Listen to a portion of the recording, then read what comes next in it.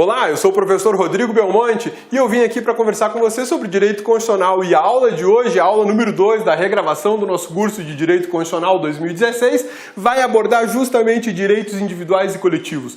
Meu amigão, bonitona, essa aula é o artigo 5º. Cabeça vai, de alguma maneira, condensar o artigo 5º inteirinho em uma aula só. Nós vamos particionar naquela nossa nova metodologia de 30 minutos para garantir a você um dinamismo maior nos seus estudos. Belezinha? Vamos lá? Sussa, tranquilos? Aula número 002 é o artigo 5º, o monstro, né? Direitos individuais e coletivos, artigo 5º. O que a gente vai falar hoje? Vai falar sobre vida, liberdade, igualdade, segurança, propriedade e os remédios constitucionais, tudo numa aula só. Essa aula não será pequena, ela vai ser puxada, ela vai ser um tanto dinâmica, tá? Mas eu sei que você está preparado para isso e o seu tempo está curto também. Então vamos lá, vamos estudar que tem muita coisa. E agora eu vou te apresentar de cara já o artigo que eu mais gosto na Constituição, é o artigo 5º. Esse aqui é o artigo que cabeça é fã, principalmente do caput. E eu vou conversar com você agora sobre o caput do artigo 5º.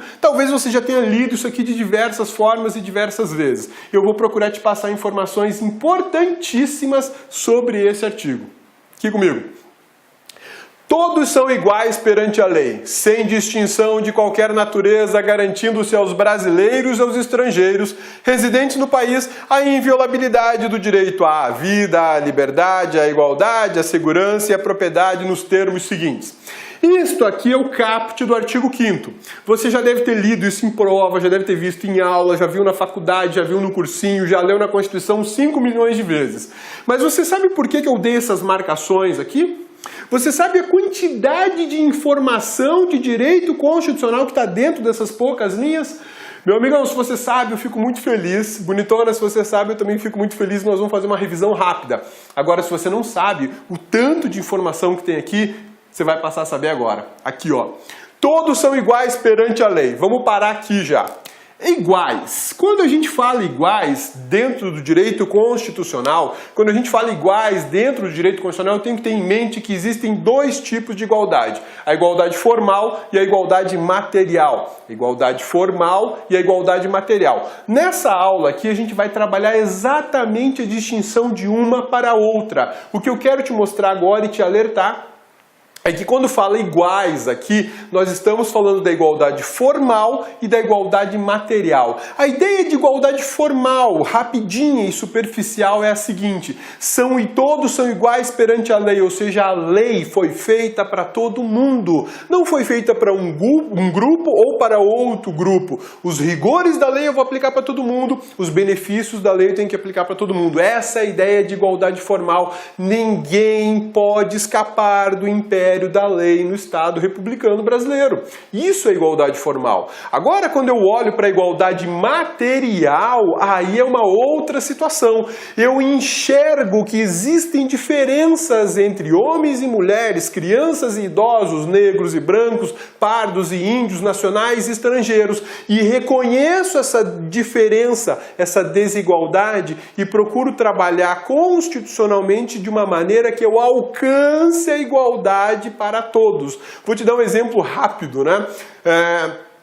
Licença gestação no Brasil, segundo a Constituição Federal, são 120 dias e existem normas infraconstitucionais autorizando prorrogar por mais 60 dias e nós teríamos um espaço de 180 dias de licença gestação para a mamãe e para o bebê, beleza? E para o homem? A Constituição da República prevê para o homem 5 dias e agora nós conseguimos prorrogar isso e vamos até 30 dias. Existe uma possibilidade de prorrogação até 30 dias. Então hoje é possível que o homem tenha uma licença de 30 dias, a mulher de 180. Tem desigualdade? Lógico que tem desigualdade, né? A mulher vai ficar 180 dias afastada do trabalho, o homem no máximo 30.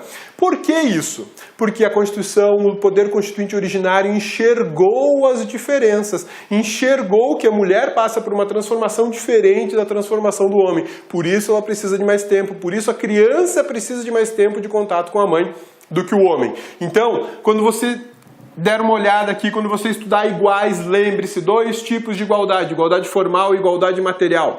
E quando a Constituição continua e fala, todos são iguais perante a lei, Essa expressão lei, ela está sendo utilizada no seu sentido genérico, Eu não tenho aqui lei no sentido de lei ordinária ou lei complementar, aquela lei produzida apenas pelo Congresso Nacional. Não, eu estou falando aqui de lei no seu sentido de norma, no seu sentido amplo. E quando eu falo em norma, falo em lei em sentido amplo, eu estou falando em Constituição, estou falando em emenda constitucional, estou falando em lei ordinária, lei complementar, medida provisória, decreto do Executivo, decreto regulamentar, legislação estadual, legislação municipal, atos normativos da administração pública, tudo isso vai encaixar aqui no conceito genérico de lei. Então, abra o teu horizonte e entenda que essa lei que está aqui não é só a lei no seu sentido estrito. Portanto, todos são iguais perante a normatização do Estado republicano brasileiro. Eu não posso ter normas que beneficiem uns ou outros, ou aplique de uma forma para uma pessoa e de uma forma para outra pessoa. Vou te dar um outro exemplo fundamental. Fernando Collor de Mello sofreu impeachment há 24 anos atrás, e aí ele foi dado uma punição de inabilitação das suas funções públicas. Ele não podia ocupar qualquer atividade pública durante 8 anos. Por que não aplicou a perda do cargo? Porque ele renunciou. Hoje o Brasil vive, em 2016, o impeachment da ex-presidente Dilma e dividiu, tratou de forma diferente o mesmo tipo de condenação. Eu fiz um fracionamento da punição. Me parece que um dos primeiros dispositivos violados nessa decisão do Senado foi justamente esse aqui, da igualdade. Na época do Collor, queriam aplicar as duas. O Collor não queria que aplicasse nenhuma porque ele vazou antes do julgamento. Agora, no julgamento da Dilma, 24 anos depois, fizeram uma cessão, um corte, um fracionamento. Não, vai só uma punição, a outra não vai, né? Então, até isso a gente pode observar que a igualdade tem repercussão, por exemplo, no impeachment, tem repercussão num PAD, tem repercussão numa ação judicial, tem repercussão até numa questão de escola do seu filho. Fica ligado com isso. Sem distinção de qualquer natureza. O que quer dizer isso, sem distinção de qualquer natureza? Quer dizer que a Constituição Federal não tolera discriminações, a Constituição Federal não tolera um tratamento diferenciado, né? Mas espera aí. Então é proibida a discriminação no Brasil? Sim, a discriminação no Brasil é proibida. Ela pode ser motivo de racismo, de um preconceito genérico qualquer, né? Então eu não posso ter discriminações. Isso é garantia fundamental de todo cidadão ou de todo ser existente no Brasil. Ser vivo, ser humano existente e pessoa jurídica. Agora vamos lá. E quando eu dou uma licença gestante maior para uma mãe e menor para um pai, eu não criei discriminação? Quando eu digo que a mulher aposenta antes do homem no seu tempo de contribuição e idade, eu não tenho discriminação? Quando eu permito vagas para portadores de necessidades especiais em concursos públicos, eu não tenho discriminação? Quando eu faço a previsão de vagas especiais para afrodescendentes ou para indígenas em concursos, teste de seleção para mestrado, pós-graduação, doutorado, cotas universitárias, eu não tenho discriminação? Tenho. Pô, cabeça, então todas essas cotas, todos esses tratamentos diferenciados contrariam o artigo 5º da Constituição da República? Não. Por que não? Porque qual é a forma que você interpreta o artigo 5º? Todos são iguais perante a lei, sem distinção de qualquer natureza. A Constituição não tolera nenhuma distinção que ela não tenha reconhecido. Essa é a sacada. As únicas discriminações, as únicas diferenças que são toleradas do ponto de vista constitucional são aquelas que a própria Constituição faz previsão, seja por disposição expressa, seja por princípios constitucionais. Então, meu amigão, fica muito esperto. Não serão toleradas distinções, exceto aquelas que a própria Constituição admitir. Por exemplo, aposentadoria diferenciada para homem e mulher, licença com o nascimento do filho diferente para homem e para mulher, são discriminações toleradas pela Constituição, porque ela enxergou o quê? A igualdade material, percebeu que existe diferença e de alguma forma trabalhou o texto constitucional para gerar a igualdade, para gerar uma igualdade, uma harmonia do sistema constitucional. Fica muito ligado nisso. Mais uma coisa que eu deixei passar, todos são iguais perante a lei. Quem é que são esses todos aqui do ponto de vista da Constituição e do artigo 5º? Todos. Você pode me dizer o seguinte, cabeça, são as pessoas. Tá ótimo, tudo bem, são as pessoas. Mas vamos lá. Quando a gente fala todos na Constituição Federal de 1988, eu tenho que fazer uma distinção de quem são esses todos. Pessoas físicas e também pessoas jurídicas. E quando eu falo em pessoas jurídicas, eu falo em pessoas jurídicas de direito privado e falo em pessoas jurídicas de direito público. Sim, as de direito público e de direito privado eu ainda posso ampliar esse conceito e chegar na administração pública, direta e a indireta, tá? Belezinha? Sussa? Tranquilos? Então percebam que a ideia de todos aqui envolve todos os seres humanos. E eu não vou aqui deixar você pensar que são todos os cidadãos. Não. O conceito de cidadão que eu já venho trabalhando com vocês é um conceito contemporâneo, um conceito mais amplo, que eu não necessito de um título de eleitor para ser chamado de cidadão. Eu sou cidadão mesmo antes de nascer porque eu tenho direito de assistência à saúde, eu tenho direito de proteção à minha vida. Então eu faço parte desses todos beneficiários pelas garantias constitucionais. Isso é a cidadania constitucional. Agora vamos lá. Quando eu falo todos, eu penso em pessoas físicas e pessoas jurídicas, portanto não cabe para animais. Não vai rolar para animais ou coisas especificamente, né? O direito à vida do cavalo, do cachorro, do gato, isso não é tutelado aqui na Constituição de 88, no artigo 5º. Os animais são tutelados lá no 225, no que diz respeito à tutela ambiental, quando eu vou falar de fauna e flora. Aqui no artigo 5º eu estou falando do indivíduo, e esse indivíduo pode ser uma pessoa física ou pode ser uma pessoa jurídica, que também tem direito à vida empresarial, tem direito à vida comercial, tem direito à liberdade de produção, tem direito ainda à propriedade do que ela produz, né? Beleza? Sussa? Tranquilos? Então olha só, a gente já verificou que esses todos aqui é um conceito bem amplo, né? Todos são iguais perante a lei, sem distinção de qualquer natureza, garantindo-se aos estrangeiros... aos brasileiros e aos estrangeiros residentes no país em inviolabilidade. Espera aí, vamos voltar aqui. Garantindo-se aos brasileiros e aos estrangeiros residentes no país. Espera aí. A Constituição está me dizendo que as regras do artigo 5º são dirigidas, elas garantem, elas beneficiam apenas os brasileiros e os estrangeiros residentes no país? Por partes. Tipo Jack Estripador. Vamos lá. Brasileiros. Tá no plural por quê, meu amigão? Por quê, bonitona? Brasileiros está no plural porque nós temos duas classificações de brasileiro. Duas classificações. Brasileiro nato e brasileiro naturalizado. Por isso, brasileiro no plural. E aos estrangeiros. Por que no plural? Porque é estrangeiro de qualquer origem. Não me interessa se ele veio da Dinamarca ou de Cuba, se ele veio do Japão ou do Afeganistão, se ele veio de Paris ou da Nicarágua. Estrangeiro de qualquer lugar. Mas aí o que acaba embaçando nessa história toda, essa expressão aqui, residentes no país? Eu tô cansado de ouvir muitos alunos que chegam para mim assim, preocupadíssimos. Pô, cabeça, olha só, estrangeiros residentes no país, a gurizada me manda e-mail, me manda direct no Instagram e me perguntando exatamente isso. Cabeça, tem aqui estrangeiros residentes no país, isso quer dizer que só o estrangeiro que reside no Brasil é que tem direito a essas garantias do artigo 5º? Nunca! A resposta é não!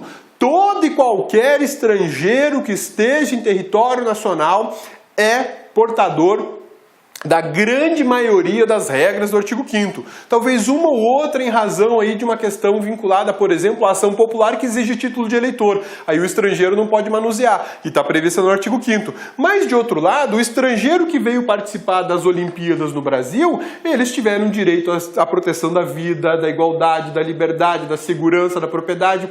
Basta lembrar aí o caso dos nadadores americanos.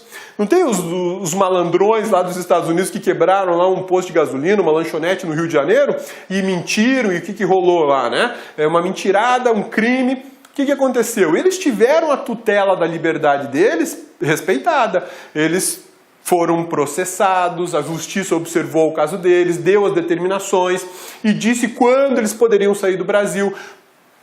Poderia, muito simples, se não houvesse proteção à vida nem à liberdade, pegar e jogar direto na cadeia e começar a cumprir pena de 200 mil anos. Afinal de contas, não são brasileiros, não são estrangeiros residentes, eles estão aqui temporariamente, vão ficar uma semana, 10 dias e vão embora, então não aplicaria para eles. E o exemplo foi exatamente o contrário. Respeitou-se todas as garantias fundamentais para aqueles cidadãos norte-americanos que vieram aqui no Brasil vieram aqui no Brasil competir, né? Beleza?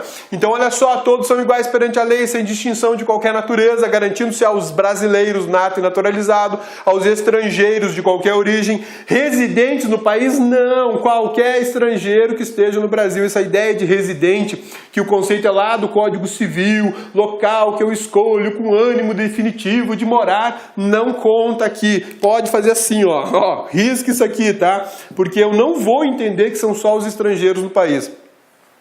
Mas aí, para essa galera toda, o que é garantido?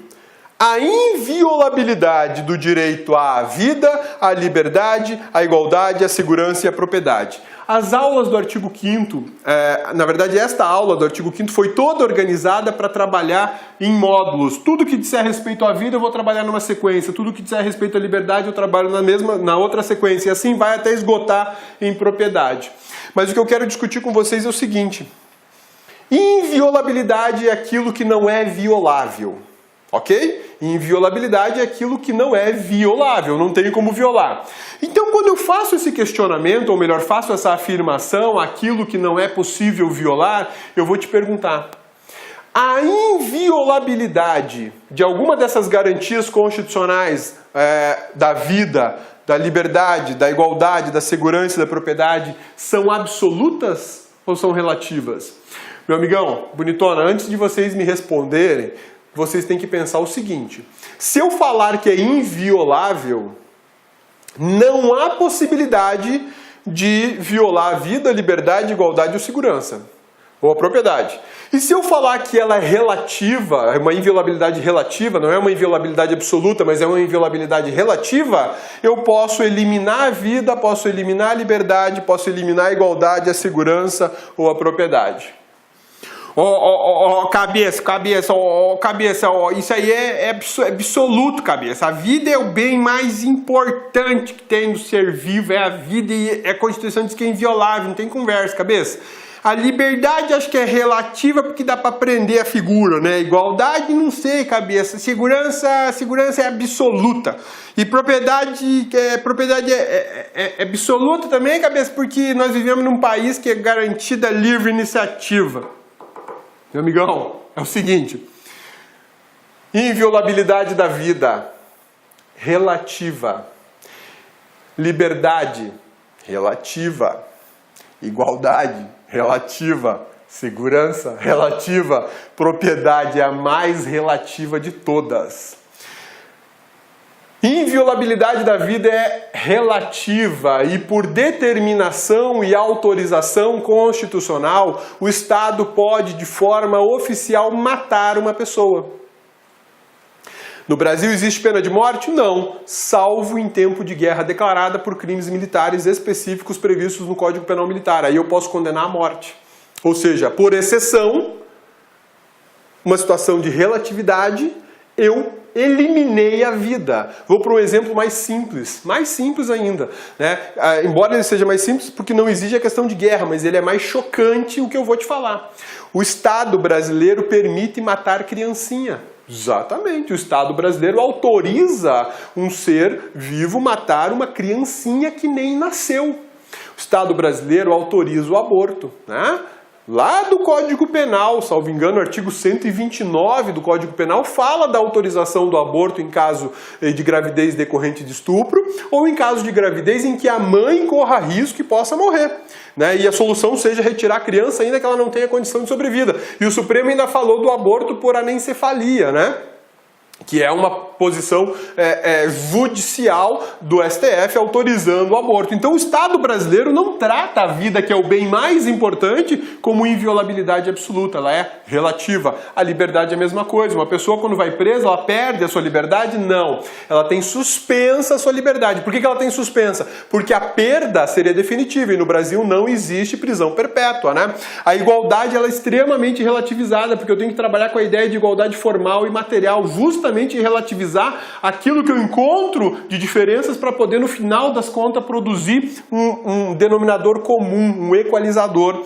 A segurança no Brasil, quando a gente fala segurança, aqui eu não estou falando de segurança pública, artigo 144 da Constituição Federal, eu estou falando de segurança jurídica, o ato juridicamente perfeito, a coisa julgada, o direito adquirido, né? A garantia de inocência, que todo mundo achava que só podia começar a cumprir pena depois que transitasse em julgado uma sentença condenatória penal, agora o Supremo veio e relativizou isso, dizendo assim, a condenação em segundo grau pode lascar a cadeia no cidadão para ele cumprir pena. A condenação confirmada em segundo grau já permite o cumprimento de pena. Foi uma decisão assim marcante do Supremo e já está encontrando posicionamentos diferentes e posteriores dentro do próprio Supremo. Mas o fato é que foi relativizada a segurança jurídica. A gente tem relativização da segurança jurídica quando nós temos aí a quebra da coisa julgada fora nos casos legais. E a propriedade é a mais relativa de todas. Belezinha? Sussa, tranquilos? Falei pra vocês que tinha muita informação só no caput do artigo 5º, isso que o cabeça tá assim, ó. Vamos lá. Dentre os direitos fundamentais, destaca-se a inviolabilidade da proteção da vida. Trata-se de uma proteção relativa que comporta exceções. Pena de morte, aborto, risco de morte para mãe, estupro ou anencefalia, que é chamado de aborto terapêutico ou eugenésico, né? Aí a gente tem uma DPF no Supremo Tribunal Federal que é 54. Proteção da vida ocorre na fase interna, intrauterina, e na fase externa, extrauterina. Aí vem um questionamento muito interessante. Quando é que começa o início e o fim da proteção da vida? Quando é que eu posso pensar no início da proteção da vida e quando é que eu posso pensar no fim? As teorias sobre o princípio da proteção da vida são algumas, mas a gente tem uma posição do Supremo que colocou uma pá de cal no assunto. Agora, sobre o fim da proteção da vida é legal, tem previsão legal para isso, tá? Olha só, teorias sobre o início da proteção da vida. Teoria da fecundação é uma, teoria da nidação é outra, teoria do sistema nervoso, teoria da formação fetal. Fecundação, bastou a fecundação, tem vida e aquele embrião está protegido. Tendo viabilidade ou não, ele está protegido. Essa é uma teoria. Segunda teoria da nidação, o embriãozinho conseguiu fixar na parede uterina. A partir dali ele teria proteção. Sistema nervoso, é uma terceira teoria que diz o seguinte, eu só vou ter a proteção da vida a partir desse embrião nidado começar a formar o sistema nervoso central. E terceira, formação fetal, quando começa a aparecer os membros, olhozinhos, boca, já é um estágio bem mais avançado, né? A posição do STF é de que a proteção não se inicia na fecundação, ou seja, o STF não adotou essa teoria que era a que prevaleceu durante muito tempo no Brasil, muito vinculada às religiões, muito vinculada a uma questão não jurídica, mais ética e moral. Mas o Supremo teve que enfrentar esse tema dificílimo, de uma complexidade absurda, e disse o seguinte, a partir da fecundação não tem proteção da vida, o momento é posterior, né? O reconhecimento da constitucionalidade do artigo 5º da Lei 11.105, que fala dos organismos geneticamente modificados e que permite a pesquisa genética de células embrionárias, que é justamente essa parte aqui da fecundação. Então o Supremo teve que dizer se esse dispositivo da lei que permite a pesquisa científica para células embrionárias, se ali não há uma violação da garantia da vida. E o Supremo disse que não. Estabeleceu regras, estabeleceu parâmetros, mas ele disse que aqui na fecundação não está protegido. E isso tem repercussões muito grandes na esfera do direito constitucional, do direito penal, do direito civil. Sim, direito civil, por conta da questão hereditária. O que fala o artigo 5º? Ele diz o seguinte, é permitido para fins de pesquisa e terapia a utilização de células-tronco embrionárias, obtidas de embriões humanos produzidos por fertilização in vitro ou não utilizados no respectivo procedimento, atendidas as seguintes condições. Esse dispositivo, o Supremo falou que é constitucional. Portanto, eu posso manipular células-tronco, que são células embrionárias, são células a partir da fecundação, que não haveria crime de aborto, não haveria destruição da vida, tá? Mas aí eu tenho que observar algumas condições impostas pela legislação e que o Supremo diz, ok, embriões inviáveis, ou seja, aqueles que não têm condição de seguir em frente, ou embriões congelados há 3 anos ou mais na data da publicação da Lei 11.105, isso é um efeito ex-tunc, tá? Na data da publicação da lei, ou já congelados na data da publicação da lei, quando completarem 3 anos de congelamento. Então percebam que ele pensou em a lei pensa em 2 situações. Os que já estão congelados, e eles já contam com 3 anos até a data da publicação da lei, e aqueles que, embora congelados, mas não tenham 3 anos na data da publicação da lei, tem que se aguardar 3 anos após a publicação da lei. Então são 2 momentos, 3 anos antes da lei, 3 anos antes da lei, 3 anos depois da lei, para eu poder mexer nesses embriões, tá? Em qualquer caso é necessário o consentimento dos genitores. Uma decisão extremamente difícil para os pais também, tá? O plenário do STF, no julgamento da ADIM 3.510, declarou a constitucionalidade desse artigo 5º que a gente acabou de ler e estudar, por entender que as pesquisas com células-tronco embrionárias não violam o direito à vida ou o princípio da dignidade humana. ADI 3510. Belezinha? Sussa, tranquilos? Então vamos em frente, que a gente tem mais coisa para conversar aqui. A gente vai falar agora do fim da proteção da vida. Quando é que eu tenho o fim da proteção da vida? Aí é uma situação mais simples, menos complexa, porque a gente tem a Lei 9434, a Lei 9.434 de 97, ela estabelece para nós quando tem o fim da proteção da vida. Morte encefálica. Exatamente, morte cerebral. A partir da morte cerebral ou morte encefálica não há mais a proteção ou a inviolabilidade da vida. Tá, cabeça, mas e o que isso me interessa? O que isso te interessa? Do ponto de vista do direito constitucional, especificamente do direito de prestação de serviços públicos de saúde, havendo a morte encefálica, o Sistema Único de Saúde não é mais obrigado, pela legislação, a preservar aquele corpo. Pensou? Se você tiver dinheiro para custear os equipamentos, você pode manter aquela pessoa viva, em tese viva por equipamentos, pelo tempo que você achar que pode e que é necessário, né? Agora, se for uma questão de serviço público de saúde, o Estado não é obrigado, por disposição legal ou constitucional, estender o funcionamento de equipamentos caríssimos para uma pessoa que já foi identificada com morte encefálica. Daí a importância de você saber quando começa e quando termina a vida. No direito penal, eu só posso matar, praticar o crime do artigo 121, o homicídio, se a pessoa tiver vida. Não adianta eu desferir 50 tiros numa pessoa morta que eu não estou praticando homicídio. Eu posso estar praticando outro delito, de repente o vilipêndio de cadáver, né? Mas eu não estou aqui praticando homicídio. Belezinha? Sussa, eutanásia é outra situação vinculada à valoração da vida. É a boa morte, é a antecipação da morte para pessoas doentes em estado terminal irreversível. É um suicídio assistido. As pessoas podem...